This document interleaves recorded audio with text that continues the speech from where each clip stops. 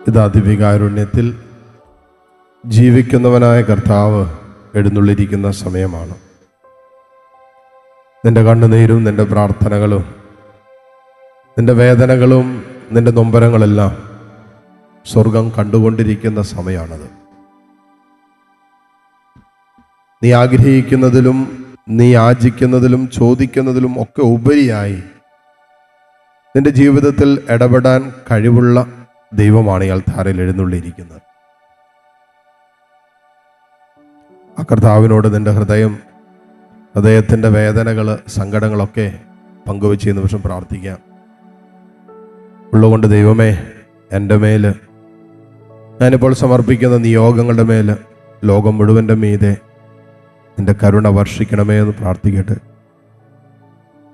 സങ്കീർത്തനം 68-ാം അധ്യായം 19-20 തിരുവചനങ്ങൾ.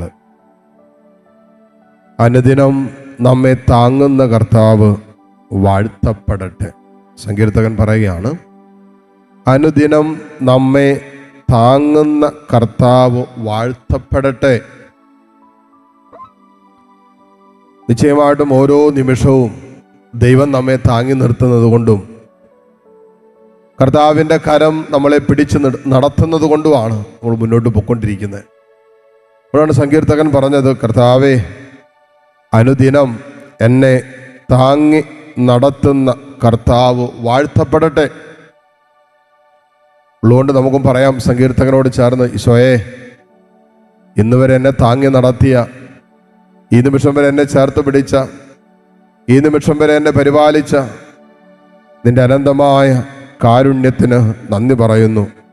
നിന്റെ നാമം മഹത്വപ്പെടട്ടെ എന്ന് പ്രാർത്ഥിക്കാം. കൂട്ടിച്ചേർക്കുന്നു, ദൈവമാണ് നമ്മുടെ രക്ഷ, മറ്റാരിലും രക്ഷയില്ല. സ്വർഗം നമുക്കായി തന്ന ഏക രക്ഷയുടെ നാമമാണ് യേശു എന്ന നാമം. രക്ഷയില്ല എന്ന്, മുന്നോട്ട് പോകാൻ പറ്റില്ല എന്ന് നിന്റെ ജീവിതം പറയുന്ന എല്ലാ അനുഭവങ്ങളും ദൈവം എൻ്റെ രക്ഷയ്ക്കുണ്ടെന്നും എൻ്റെ കർത്താവിൻ്റെ കൂട്ടിനുണ്ടെന്നും വിശ്വസിക്കുന്നിടത്താണ് അവസ്ഥകളെ മറികടന്ന് മുന്നോട്ട് പോകാൻ പറ്റും. ആട്ടിടയന്മാരോട് ദൂതൻ പ്രത്യക്ഷപ്പെട്ട് പറഞ്ഞില്ലേ, ഇതാ ലോകം മുഴുവനും വേണ്ടിയുള്ള സന്തോഷത്തിൻ്റെ സദ്വാർത്ത. എന്താണ്? നിങ്ങൾക്കായി ലോകത്തിൽ ഒരു രക്ഷകൻ പിറന്നിരിക്കുന്നു. നമുക്ക് രക്ഷയുണ്ടെന്നും നമുക്കൊരു രക്ഷകനുണ്ടെന്നും വചനത്തിലൂടെ നമ്മളോട് പറയുകയാണ്. അതാണ് സന്തോഷത്തിൻ്റെ വാർത്ത. കർത്താവേ, ഈ കൂട്ടായ്മയിൽ ദുഃഖിച്ചും മനസ്സ് വേദനിച്ചും പ്രതീക്ഷ നഷ്ടപ്പെട്ടും ഒക്കെ ഇരിക്കുന്ന മക്കളുണ്ടാകാം. പക്ഷേ ഇപ്പോഴത്തെ ചില ജീവിത സാഹചര്യങ്ങളിൽ വല്ലാതെ ഞെരുങ്ങുന്നവരുണ്ടാകാം, വല്ലാതെ മുറിവേറ്റ് കഴിയുന്നവരുണ്ടാകാം, ക്ഷമിക്കാൻ പറ്റാതെയും എളിമപ്പെടാൻ പറ്റാതെയും വിട്ടുകൊടുക്കാൻ പറ്റാതെയും ഒക്കെ വല്ലാതെ തകർന്നിരിക്കുന്നവരുണ്ടാകാം. രക്ഷയില്ല എന്ന് ജീവിതത്തിൻ്റെ ചില ഇന്നലകളുടെ അനുഭവങ്ങൾ ഇവിടെ മനസ്സിനെ നിരന്തരം ഓർമ്മപ്പെടുത്തിക്കൊണ്ടിരിക്കുന്നുണ്ടാകാം. അനുഭവങ്ങളോടെല്ലാം നോക്കി, എൻ്റെ ദൈവത്തിൽ എനിക്ക് രക്ഷയുണ്ട്, എനിക്കൊരു രക്ഷകനുണ്ട് എന്ന് ഹൃദയം കൊണ്ട് പറയാൻ കർത്താവേ, ഞങ്ങൾക്ക് ധൈര്യവും ശക്തിയും തരണമെന്ന് പ്രാർത്ഥിക്കട്ടെ. ഏതെല്ലാം തരത്തിലുള്ള അനുഭവങ്ങളിലൂടെ കടന്നു പോകേണ്ടി വന്നാലും, ഏതെല്ലാം മനസ്സ് പഠിപ്പിക്കുന്ന ജീവിത അനുഭവങ്ങളെ നേരിടേണ്ടി വന്നാലും, അനുഭവങ്ങളിലൊന്നും തകർന്നു പോകാതെ, തളർന്നു പോകാതെ, മനസ്സ് മടുക്കാതെ, ജീവിതം പരാജയപ്പെട്ടു പോകാതെ, കർത്താവേ, നിന്നിൽ രക്ഷയുടെ കരം കണ്ടെത്താൻ ഞങ്ങളെ സഹായിക്കണമേ. 20-ാമത്തെ വചനം കൂട്ടിച്ചേർക്കുന്നു, നമ്മുടെ ദൈവം രക്ഷയുടെ ദൈവമാണ്. മരണത്തിൽ നിന്നുള്ള മോചനം ദൈവമായ കർത്താവാണ് നൽകുന്നത്. നമ്മുടെ ദൈവം രക്ഷയുടെ ദൈവമാണ്. മരണത്തിൽ നിന്നുള്ള മോചനം ദൈവമായ കർത്താവാണ് നൽകുന്നത്. ഒരു ശക്തമായ വാക്കുകളാണ് സങ്കീർത്തകൻ പ്രയോഗിച്ചിരിക്കുന്നത്. നോക്കിക്കേ, നമ്മുടെ ദൈവം രക്ഷയുടെ ദൈവമാണ്. സങ്കീർത്തകൻ പറയുന്നില്ല, മരണത്തിൻ്റെ നിഴൽ വീണ താഴ്വരയിലും അവൻ നിന്നെ സഹായിക്കുന്നു, താങ്ങി നടത്തുന്നു. അതുകൊണ്ട് ഈ ആരാധനയിൽ പങ്കുചേർന്ന് ലോകത്തിൻ്റെ ഏത് കോണിലിരുന്ന് പ്രാർത്ഥിക്കുന്ന മക്കളാകട്ടെ നിങ്ങൾ. ജീവിതം അനുവദിക്കുന്ന ഏത് സഹനത്തിൻ്റെ നടുവിലും ഭാരത്തിൻ്റെയും അസ്വസ്ഥതകളുടെ നടുവിൽ വല്ലാതെ അസ്വസ്ഥരായിരിക്കുന്നവരാകട്ടെ നിങ്ങൾ.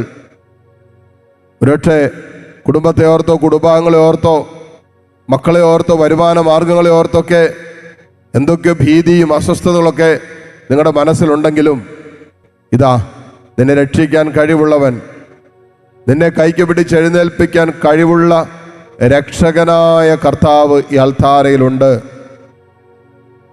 ഈശോയെ, നിന്റെ വലതുകരം ഇപ്പോൾ ഈ മക്കളുടെ മേൽ ഉയർത്തണമേ. കർത്താവേ, ഇവരുടെ അനുഭവങ്ങളെ, ഇവരുടെ അസ്വസ്ഥതകളെ എല്ലാം നീ ഏറ്റെടുക്കണമേ. ഇവിടെ ദുഃഖങ്ങളെ, കണ്ണുനീരിനെ നീ കാണണമേ. ഇവരനുഭവിക്കുന്ന എല്ലാ വേദനകളിലേക്കും തമ്പുരാനെ നിന്റെ കരുണ വർഷിക്കണമേ. രക്ഷിക്കാനാകാത്ത വിധം അവിടുത്തെ കരങ്ങൾ കുറുകിപ്പോയിട്ടില്ല, കേൾക്കാനാകാത്ത വിധം അവിടുത്തെ കാതുകൾക്ക് മാന്ദ്യം സംഭവിച്ചിട്ടില്ല എന്നല്ലേ വചനം പറയുന്നത്. കർത്താവേ, രക്ഷിക്കാനാകാത്ത വിധം നിന്റെ കരം കുറുകിപ്പോയിട്ടില്ലെന്ന് ഞങ്ങൾ വിശ്വസിക്കുന്നു.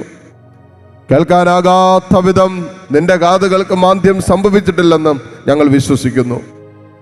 ആ വിശ്വാസത്തോടും ആ പ്രതീക്ഷയോടും കൂടി രക്ഷകനായ കർത്താവെ, ജീവിക്കുന്നവനായ ഈശോയെ നിന്നെ വിളിച്ച് ഞങ്ങൾ പ്രാർത്ഥിക്കുന്നു. ഞങ്ങളുടെ മേൽ നീ കരുണ വർഷിക്കണമേ. രോഗികളായി കഴിയുന്ന മക്കളുണ്ട്, മാരകരോഗം മൂലം വേദനിക്കുന്നവരുണ്ട്.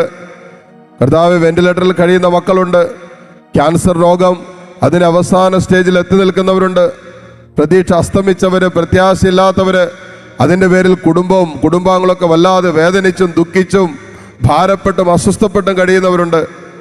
കർത്താവേ, കരുണ കാണിക്കണമേ. ഈ കുടുംബങ്ങളോട് കരുണ കാണിക്കണമേ, മക്കളോട് കരുണ കാണിക്കണമേ. മരണാസന്നരായി കഴിയുന്നവരോട് കരുണ കാണിക്കണമേ. നീ പറഞ്ഞില്ലേ, വചനത്തിൽ പറഞ്ഞില്ലേ, നീയാണ് ജീവൻ നൽകുന്നവനെന്ന്, രക്ഷ നൽകുന്നവനെന്ന്. കർത്താവേ, നിന്റെ വലതുകരം ഇപ്പോൾ നീട്ടണമേ. പ്രതീക്ഷ നഷ്ടപ്പെട്ട മക്കൾ ഇതിനകത്തുണ്ടെങ്കിൽ അവരുടെ ശിരസിൽ കർത്താവേ നിന്റെ മുറിവേറ്റ കരം വയ്ക്കണമേ. പ്രതീക്ഷയുടെയും പ്രത്യാശയുടെ കരം നീട്ടണമേ. നഷ്ടങ്ങളിലേക്ക് നോക്കി പരിതപിക്കാതെ കർത്താവ് തരുന്ന ദൈവ സ്നേഹത്തിൻ്റെയും സാന്നിധ്യത്തിൻ്റെയും അനുഭവങ്ങളെ നോക്കിക്കണ്ട് പ്രതീക്ഷയോടെ പ്രത്യാശയോടെ മുന്നോട്ട് പോകാൻ കർത്താവേ നീ ഇവരെ സഹായിക്കണമെന്ന് പ്രാർത്ഥിക്കുന്നു. ഇരുകരങ്ങളും ദൈവസന്നിധിയിലേക്ക് ഉയർത്തിപ്പിടിച്ച് പ്രത്യാശയുടെ കരങ്ങൾ ദൈവസന്നിധിയിലേക്ക് ഉയരട്ടെ, പ്രതീക്ഷയോടെ കരങ്ങൾ ഉയരട്ടെ. രക്ഷകനായ കർത്താവിലേക്ക് ഇതാ ഞാൻ എൻ്റെ കരങ്ങൾ ഉയർത്തുന്നു. എനിക്ക് രക്ഷ എവിടെ നിന്ന് വരും? എനിക്ക് സഹായം എവിടെ നിന്ന് വരും? എനിക്ക് സഹായം കർത്താവിൽ നിന്ന് വരുന്നു. ആകാശവും ഭൂമിയും സൃഷ്ടിച്ച കർത്താവിൽ നിന്ന്. ദൈവമേ, ഈ വിശ്വാസത്തോടെ ഈ വചനം ഏറ്റെടുത്തതാ ഞങ്ങൾ പ്രാർത്ഥിക്കുന്നു. നിന്റെ കരുണയ്ക്ക് വേണ്ടി പ്രാർത്ഥിക്കുന്നു, നിന്റെ സ്നേഹത്തിന് വേണ്ടി ദാഹിച്ച് പ്രാർത്ഥിക്കുന്നു. കർത്താവേ, നിന്റെ അത്ഭുതം ചെയ്യുന്ന കരം ഇപ്പോൾ ഞങ്ങളുടെ കുടുംബത്തിന് മേൽ നീട്ടണമേ. ഇപ്പോൾ സമർപ്പിച്ചുകൊണ്ടിരിക്കുന്ന എല്ലാ പ്രാർത്ഥനാ വിഷയങ്ങളുമേതെയും കർത്താവേ നിന്റെ കരം നീട്ടണമേ. ആഗ്രഹത്തോടെ കർത്താവിനെ ഏതാനും നിമിഷം സ്തുതിച്ച് പ്രാർത്ഥിക്കട്ടെ, മഹത്വപ്പെടുത്തി പ്രാർത്ഥിക്കട്ടെ. ഹല്ലേലൂയ, ഹല്ലേലൂയ, ഹല്ലേലൂയ. യേശുവേ, ആരാധന, ആരാധന, ആരാധന, ആരാധന. ഹല്ലേലൂയ, ഹല്ലേലൂയ, ഹല്ലേലൂയ, ഹല്ലേലൂയ. ഈശോയെ, ആരാധന, ആരാധന, ആരാധന, ആരാധന, ആരാധന. ഹല്ലേലൂയ, ഹല്ലേലൂയ, ഹല്ലേലൂയ, ഹല്ലേലൂയ. ഈശോയെ ആരാധന, യേശുവേ ആരാധന.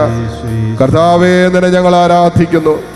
എൻ്റെ ജീവന്റെ കാരണവും ജീവിതത്തിന്റെ കാരണവുമായ കർത്താവേ, നിന്നെ ഞാൻ ആരാധിക്കുന്നു, ആരാധിക്കുന്നു, ആരാധിക്കുന്നു. ഹല്ലേലൂയ, ഹല്ലേലൂയ, ഹല്ലേലൂയ, ഹല്ലേലൂയ. ഈശോയെ ആരാധന, ആരാധന, ആരാധന, ആരാധന. ഹല്ലേലൂയ, ഹല്ലേലൂയ, ഹല്ലേലൂയ. ഈശോയെ നന്ദി, ഈശോയെ നന്ദി, ഈശോയെ നന്ദി. ഈശോയെ ആരാധന. ഒട്ടുമേലായിരുന്ന ദിവ്യകാരുണ്യ ഈശോയുടെ ആശീർവാദം നമുക്ക് സ്വീകരിക്കാം. നമ്മുടെ എല്ലാ പ്രത്യേക നിയോഗങ്ങളും ദൈവസന്നിധിയിലേക്ക് ഉയർത്താം.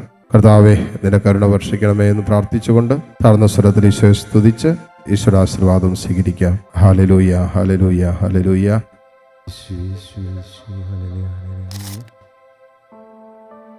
ഈശോ